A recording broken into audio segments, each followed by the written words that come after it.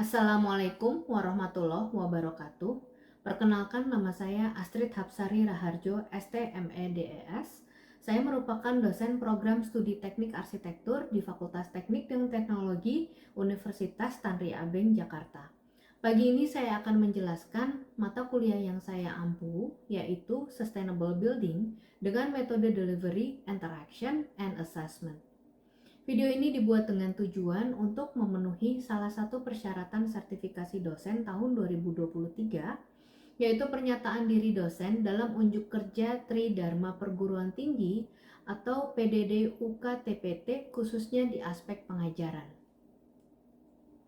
Bidang keahlian saya adalah mengajar mata kuliah antara lain Sustainable Building atau rancangan bangunan berkelanjutan, Sustainable Interior atau rancangan ruang dalam berkelanjutan, Design Studio 6, Site Planning atau perancangan tapak, Visual Study atau studi visual, Design Studio 1 dan 2, dan Architecture Discourse. Secara umum, saya mengampu mata kuliah yang merupakan project-based, terutama untuk mata kuliah yang memiliki sifat bidang keberlanjutan di dalamnya, dan juga untuk desain studio agar mahasiswa mampu untuk membayangkan bagaimana prakteknya secara nyata di dunia kerja. Pada kesempatan ini, saya akan menjelaskan mata kuliah yang saya ampu, salah satunya yaitu Sustainable Building. Mata kuliah Sustainable Building mempelajari tentang penerapan prinsip-prinsip perancangan arsitektur yang berkelanjutan, terutama pada karakteristik iklim di mana Indonesia berada, yaitu iklim tropis. Di sini berbagai pendekatan dalam perancangan bangunan untuk penggunanya dikaitkan erat dengan permasalahan yang mencakup antara lain kenyamanan termal dan kesehatan penggunanya, efisiensi energi, desain bangunan hijau, strategi penghematan air, penggunaan material bangunan yang ramah lingkungan, dan perancangan ruang yang memanfaatkan pencahayaan alami dan pencahayaan buatan. Program perkuliahan ini dilaksanakan dengan kerangka kerja Technological, Pedagogical, and Content Knowledge atau TPEC yang mengintegrasikan pengetahuan, konsep, dan analisa dalam perancangan arsitektur dengan berbagai pengetahuan teknologi informatika dalam penyusunan representasi bahan ajar Sustainable Building. Selain daripada teori dasar sains arsitektur, mahasiswa diajarkan untuk dapat melakukan analisa dasar dengan berbagai software online dan offline seperti Velux, Dialux, Climate Consultant 6.0, dan Ecotech sebagai dasar perancangan bangunan yang akan dibuatnya. Bahan ajar dan praktikum tersebut dibentuk menjadi multimedia interaktif atau MMI dan kemudian diunggah ke dalam Learning Management System atau LMS milik Universitas Tanri Abeng agar dapat diakses mahasiswa setiap saat melalui internet. Bobot mata kuliah ini adalah 3 SKS. Mata kuliah ini diajarkan pada semester 4 tanpa adanya persyaratan mata kuliah lain terlebih dahulu. Mahasiswa juga mampu menilai seberapa sustainable rancangan yang telah dibuatnya, dan kemudian mahasiswa mampu mempresentasikan kepada pihak lain tentang penerapan prinsip perancangan arsitektur berkelanjutan serta dampaknya terhadap pengguna bangunan dan lingkungan. Mata kuliah ini membahas beberapa topik antara lain. Yang pertama, sebagai pengenalan di awal perkuliahan, kami memutar biasanya film yang berisi tentang isu pemanasan global dan dampaknya terhadap umat manusia serta bagaimana peran arsitektur terhadap pemanasan global tersebut. Kemudian dilanjutkan dengan karakteristik iklim tropis dan pengaruhnya terhadap rancangan arsitektur. Lalu terkait dengan aspek kenyamanan manusia di dalam bangunan seperti kenyamanan termal, visual, audial, dan spasial. Lalu selanjutnya tentang penggunaan material bangunan yang ramah lingkungan. Kemudian efisiensi energi pada bangunan dalam pengakomodasian aktivitas manusia. Lalu yang terakhir adalah aspek kesehatan manusia pada ruang dalam bangunan. Model pembelajarannya kami menggunakan sistem blended learning dengan perkuliahan secara hybrid, yaitu dengan luring atau tatap muka di kelas dan dengan menggunakan daring atau online dengan menggunakan Google Meet dari waktu ke waktu, namun tidak selalu. Universitas Tanri Abeng juga menggunakan Learning Management System atau LMS dan Sistem Informasi Akademik atau SIAKAT untuk pelaksanaan perkuliahan seperti presensi, upload materi dan video, tutorial praktikum software, dan pengumpulan tugas. Metode pembelajaran yang saya gunakan di kelas yaitu metode pemberian materi atau delivery, diskusi atau interaction, dan praktek serta assessment. Hal itu meliputi yaitu pertama, pemutaran film terkait isu pemanasan global dan diskusi setelahnya, pemberian materi berupa teori dan standar terkait dengan aspek-aspek yang menentukan sifat keberlanjutan dari suatu bangunan, diskusi terkait studi kasus atas contoh perancangan arsitektur berkelanjutan yang dianggap ideal, pembelajaran software dan analisa terhadap aspek-aspek terkait seperti pencahayaan, kenyamanan termal, dan angin, evaluasi hasil pekerjaan atau tugas untuk memberikan saran dan solusi untuk mahasiswa, dan penilaian tugas serta keaktifan. Bobot penilaian yang saya berikan di mata kuliah ini yaitu 1.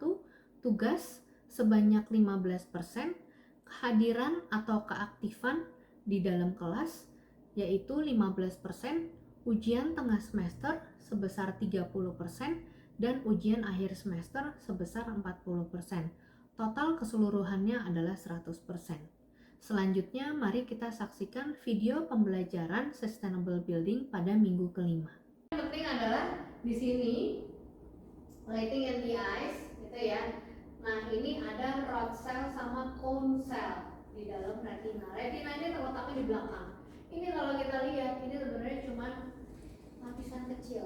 Tapi ketika lapisan itu digedein, gitu ya, digedekan di mikroskop, itu ada sel-sel. Yang terpenting adalah 2, yaitu sel rod. Rod itu bentuknya kayak panjang, rod itu kayak batang, gitu ya. Dan yang satu lagi adalah cone. Cone itu ya seperti kerucut gitu ya, kerucut terbalik. Nah, sel cone ini tugasnya adalah untuk menangkap warna, basic colors, merah, hijau, biru. Oke. Sedangkan kalau rod cell untuk menangkap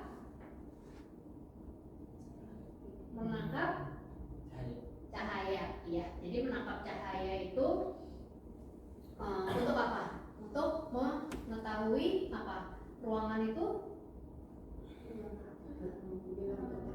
terang atau gelap, gitu ya.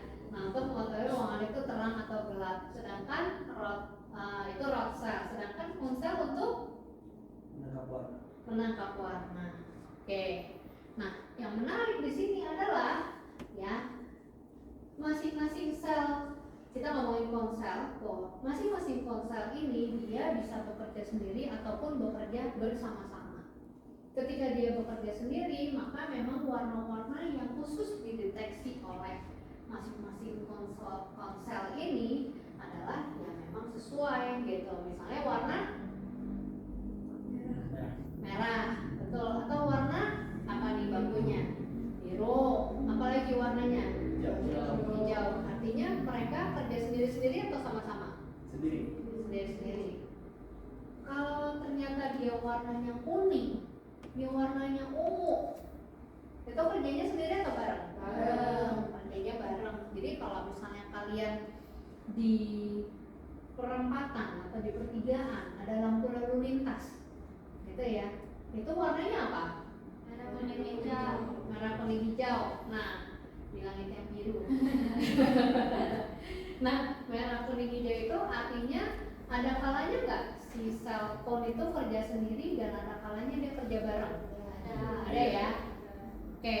Nah, sekarang coba saya puterin video berikutnya ini.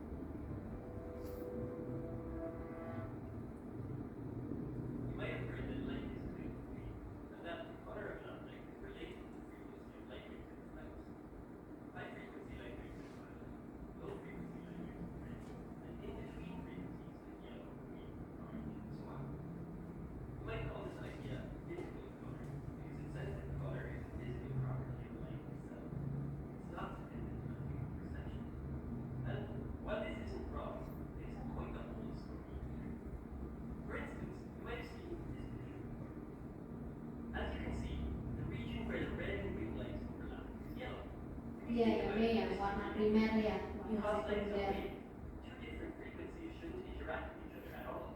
They should just coexist like singers singing in harmony. So in this yellow-looking region, two different kinds of light waves are present. One with a red frequency and one with a green frequency. There's no yellow light present at all. So how come this region, where the red and green lights mix, looks yellow to us? To understand this, you have to understand a little bit about biology, in particular about how humans see color. Light perception happens in a paper-thin layer of cells called the retina that covers the back of your eye. In the retina, there are two different types of light-detecting cells, rods and cones. The rods are used for seeing in low light conditions, and there's only one kind of those. The cones, however, are a different story. There are three kinds of cone cells that roughly correspond to the colors red, green, and blue. When you see the color, each cone sends its own distinct signal to your brain. For example, suppose that yellow light, that is real yellow light with a yellow frequency, is shining on your eye. You don't have a cone specifically for detecting yellow, but yellow is kind of close to green and also kind of close to red. So both the red and green cones get activated, and each sends a signal to your brain saying something. Of course, there's another way to activate the red cones and the green cones simultaneously if both red light and green light are present at the same time. The point is, your brain receives the same signal regardless of whether you see light that has a yellow frequency or light that is a mixture of the green and red frequencies. That's why, for light, red plus green equals yellow. And how come you can't detect colors when it's dark? Well, the rod cells in your retina take over in low light conditions. You only have one kind of rod cell, and so there's only one type of signal that transmits to your brain, light or no light. Having only one kind of light detector doesn't leave any room for seeing color. There are infinitely many different physical colors, but because we only have three kinds of cones, the brain can be tricked into thinking it's seeing any color by carefully adding together the right combination of just three colors, red, green, blue. This property of human vision is really useful in the real world. For example, TV manufacturing. Instead of having to put infinitely many colors in your TV set to simulate the real world, TV manufacturers only have to put three, red, green, blue, which is lucky for them, really. Oke, nah jadi di sini kalau kita lanjut, ya di sini ada dua kondisi di mana satu kondisi ini yang satu ruangannya relatif gelap dan yang satu lagi lebih terang. Ya, seperti yang dikemukakan oleh video sebelumnya bahwa di ruangan yang terang ini warna-warna lebih kelihatan nggak? Ya, lebih kelihatan. Kalian bisa lihat warna apa aja nih di sini?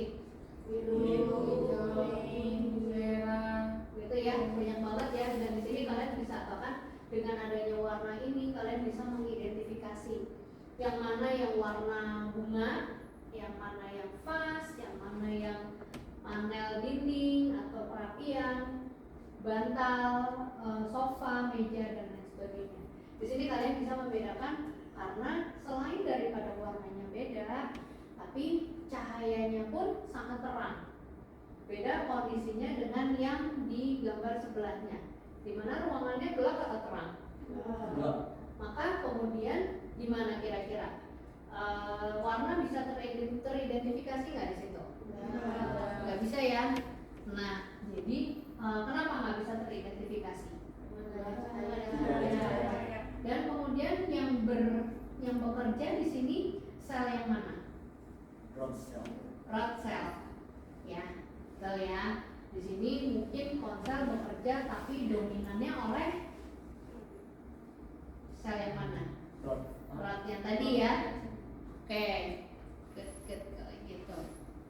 Nah, jadi di dalam desain arsitektur ini sebenarnya selain daripada kita mengetahui pencahayaan dan warna, gitu ya, ini banyak banget hal yang harus diketahui. Misalnya, gitu ya, dari sisi kegiatannya, gitu ya, kegiatannya dari sisi aktivitasnya, dari sisi tipe pencahayaan dan kekuatan pencahayaan yang harus diterangi, gitu ya. Terus kemudian faktor-faktor apa yang mempengaruhi pencahayaan, terus dari sisi pelakunya, apakah dia punya fatigue level atau level kelelahan mata gitu ya, dan ini ada kaitannya juga dengan kondisi mata yang terkait dengan kesehatan dan usia dari pengguna ruangan tadi. Nah, selain daripada itu, di sini kita kembali lagi, kemudian artinya perbedaan antara daylight atau natural light atau cahaya alami dengan artificial light atau cahaya buatan itu apa aja? Siapa yang berani? Perbedaannya apa aja? Yo. Yes. Kalau cahaya natural itu biasanya menunjukkan warna aslinya. Jadi dia bukan termanipulasi ya bahasanya ya, termodifikasi gitu. Jadi nggak termodifikasi, warnanya itu warna asli dari cahaya mataharinya itu. Karena kalau dari kamera HP kan ada juga MP berapa MP gitu. Ya. Nah itu nggak asli kan, bisa termodifikasi sama seperti cahaya lampu dalam ruangan. Betul. Jadi seperti warna kuning, warna agak-agak warm kecoklatan gitu, itu kan bisa mengubah warna daging yang tadi segar, bisa jadi agak-agak layu warna dagingnya, itu bisa dari cahaya. Jadi perbedaannya kalau yang natural itu menunjukkan warna asli semua benda, kalau yang buatan itu sudah bisa termodifikasi dari warna asli si benda itu. Oke. Nah, sedangkan kalau dalam konteks project, terutama untuk project interior, ini yang menarik, ya. Ketika kalian nanti punya project interior, ketika kalian memilih material finishing, itu akan lebih baik ketika kalian melihat di cahaya lampu atau di cahaya matahari. Benar ya, cahaya matahari ya, karena akan keluar semuanya. Kenapa sih? Karena spektrum dari cahaya matahari ini full spektrum, Magiku Hibiniu, aspeknya semuanya keluar. Ya. Sedangkan kalau untuk cahaya buatan biasanya nggak full spektrum, gitu, hanya sebagian. Bahkan kalian ada kalanya misalnya tergantung nih, kalau ini kan dia cahayanya cenderungnya cahaya lampu di ruangan ini gitu ya, jadi kecenderungannya antara white atau dia kadang-kadang beda merek gitu ya, beda merek, bilangnya warm white, kadang-kadang ternyata jatuhnya kuning gitu. Nanti begitu kita punya material di bawah lampu tadi, maka warna material kita akan terpengaruh banget oleh lampu. Jadi ketika kalian punya project nanti gitu ya, project terutama interior, cara terbaik untuk mengetahui aslinya, teksturnya, warnanya, misalnya apalagi kalau teksturnya punya tekstur kayu gitu ya, kalian taruh di luar. Misalnya kalian punya klien one day gitu ya, nah terus kalian bilang ke klien kalian bahwa yuk kita lihat finishingnya besok siang atau mungkin ketika jam 10 pagi gitu ya, jangan dilihat malam karena nanti bias untuk memilih finishing tersebut itu ya. Nah dengan demikian ketika kita bicara tentang daylight, ini berbicara juga balik lagi ke masalah site atau tapak, pertimbangan terkait dengan tapak itu dimana sih posisi site kalian, posisi tapak kalian relatif terhadap lintasan matahari, timurnya mana, baratnya mana. Yang utama adalah sebenarnya utaranya mana gitu. Nanti dari utaranya mana udah ketahuan timur baratnya mana. Lalu lokasinya di mana, ketinggiannya, kalau misalnya dia ada di perbukitan, terrain gitu ya. Nah terus horizontal obstruction itu apa? Misalnya bangunan di sekitarnya yang sifatnya horizontal terhadap tapak gitu ya, bisa menghalangi matahari dari orientasi tapak gitu ya. Lalu sisi bangunan. Nah kemudian yang terakhir, ketika kalian kemudian pada akhirnya membentuk gubahan massa tadi, ketika kalian mau mengusahakan si bentukan massa itu untuk memasukkan cahaya matahari sebanyak-banyaknya, nah Itulah kemudian kalian mempertimbangkan bentuknya seperti apa, bukaannya di sebelah mana, gitu ya. Oke, nah kalau di sini kita lihat ya, cahaya matahari itu juga tergantung waktu dalam setahun ya, waktu dalam setahun tergantung posisi matahari yang sebelah mana, dan satu lagi apa? Jam bukan? Ya, jam ya, karena ada kaitannya sama posisi mataharinya di mana relatif terhadap bumi, apakah dia di atas, apakah dia ada di sudut sekian, apakah dia kehalang nggak sama bangunan sebelahnya, terus kemudian terjadi pembayangan. Nah, lalu kemudian juga terkait sama cuaca sekali lagi. Nah, kalau misalnya kalian mau mengandalkan dengan daylight gitu ya, ini tergantung banget nih awan. Ketika kita punya awannya banyak, awan mendung, atau langit yang tanpa awan sama sekali, itu akan jadi terik sebetulnya. Ya. Nah, di sini kemudian kita coba lihat gitu ya, bahwa ketika kita mengundang daylight, kita juga mengundang apa? Kalau di sekitar kita bangunannya banyak kaca. Tuh, pantulan. Nyaman nggak kalau kena pantulan gedung sebelah? Enggak ya, beda ya. Silau nggak? Oke, mengganggu nggak? Mengganggu. Nah, kalau misalnya kalian dari situasi ini, misalnya kalian lagi kerjaan tugas lah, gitu, atau kalian lagi belajar, terus dari sebelah sana ada pantulan, apa yang terjadi? Silau. Terganggu? Kalian akan ngapain?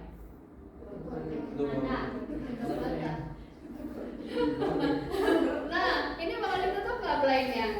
Langsung ya ditutup ya, gitu ya, supaya untuk mengurangi pantulan tadi. Yes, oke. Nah, cuman memang ada kondisi di mana ketika yang kita gunakan adalah horizontal shelf, gitu ya, atau apa nih, shading gitu ya. Ketika yang shading yang kita gunakan adalah horizontal dan bukan vertikal seperti di sini, memang ada jam-jam tertentu yang dimana kita nggak bisa nolak, tapi mungkin itu hanya terjadi sekian menit gitu. Nah, jadi di sini seperti yang digambarkan di ilustrasi ini, bahwa di sini dia hanya bisa terhalang di sudut tertentu aja. Nah, gitu. Nah, di jam-jam tertentu dia nggak akan ada halangan, dan kemudian ketika di bawah dia justru menimbulkan cahaya yang secara tidak langsung. Itu ya. Nah, cuma di sini kelebihannya dari horizontal blind atau horizontal shade ini adalah kita bisa melihat, kita bisa punya view. Sedangkan kalau kita punya vertical blind seperti ini, maka sekalinya kita tutup, kita punya view atau enggak?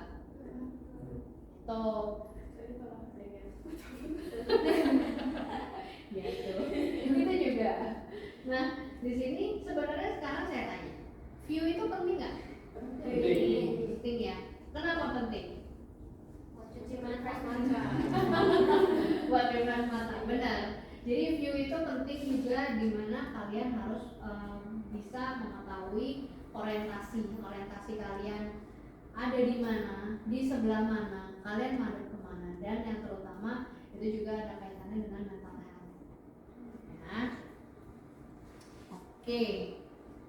Nah, jadi ketika kita punya kita mengandalkan daylight, kalau misalnya artificial light itu kan sesuatu yang sifatnya bisa dimodifikasi, bisa dimanipulasi, bisa ditingkatkan intensitasnya, bisa diturunkan gitu ya. Sedangkan kalau daylight ini adalah sesuatu yang sifatnya natural dan tidak reliable. Tapi justru di situ adalah arsitek banyak sekali memanfaatkan daylight untuk ditaruh di konsepnya. Nah, ini adalah contoh-contoh ya, di gambar ini ada beberapa contoh cara-cara untuk memasuki natural light atau daylight atau cahaya alam tadi. Antara lain ini apa yang di atas? Skylight, atau sebenarnya ada satu lagi, ada namanya light well. Skylight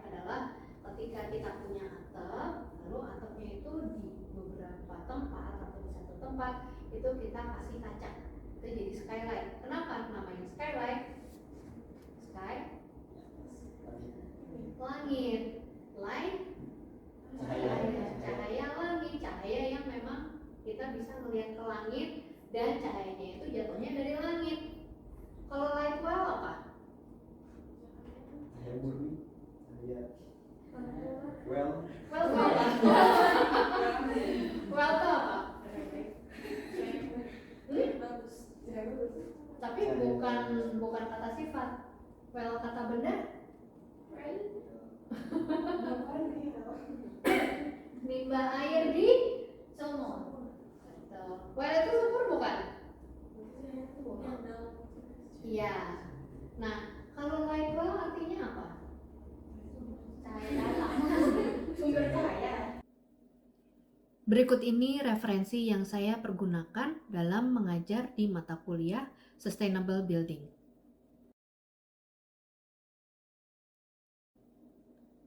Demikian paparan video terkait deskripsi pribadi saya berkaitan dengan Tridharma Perguruan Tinggi, khususnya di bidang pengajaran. Semoga bermanfaat. Terima kasih. Wassalamualaikum warahmatullahi wabarakatuh.